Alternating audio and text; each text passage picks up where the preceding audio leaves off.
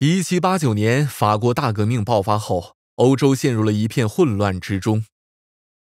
邻国君主们担心自己也会遭到 Louis XVI 被推上断头台的命运，对新共和国群起而攻。而在法国国内，极端主义和派系之间的不信任导致流血冲突。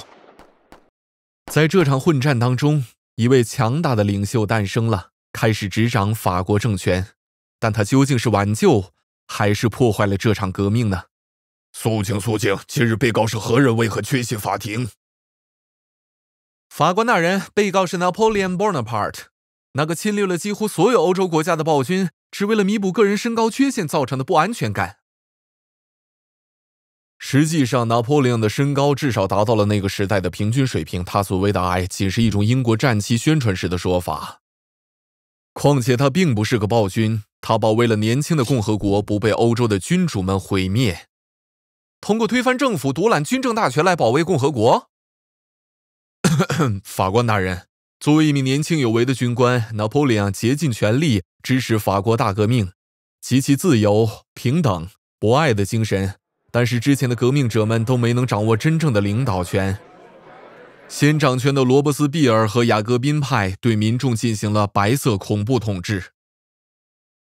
他们借用反天主教极端思想，对每个反对者赶尽杀绝。而取代雅各宾派政权的是个内政混乱又软弱无能的寡头组织，他们需要一个强有力的领导者，既有治国韬略，又能兼济各方。所以，法国经历了革命的种种，结局只是变成另一个集权的君主统治国家。也不尽然，拿破仑的新政权由宪法授予，而宪法则是经过民主投票后由国会通过的。哼，那个宪法基本上是在政变军队枪口威胁下口述出来的。民众之所以接受那个暴君，只是因为他们已不愿忍受接连不休的内战了。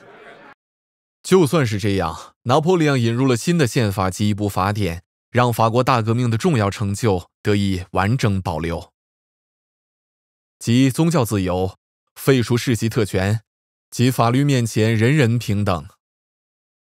确实是男人平等，他剥夺了大革命中赋予女性的权利，甚至在法国殖民地恢复了奴隶制。海地在之后的几个世纪里还依然挣扎着从奴隶制的阴影中恢复，这算什么平等？这是当时唯一一种能稳定保持的平等状况了，还超越了许多邻国。说到邻国，他们是怎么被侵略的？问得好，法官大人。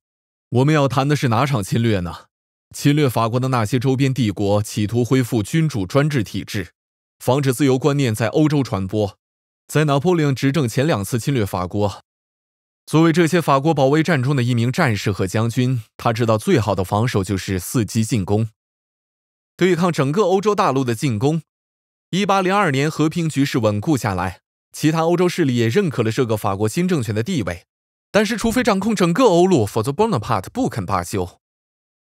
当时的他只知征战各方，他曾试图强制欧洲各国对英国进行封锁，对所有不服从的国家进行侵略，发动更多的战争，想将他获得的一切紧握于手，但结果又如何呢？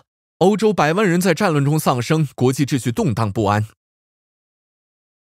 你忘了另一个后果，民主和自由的观点传遍欧洲。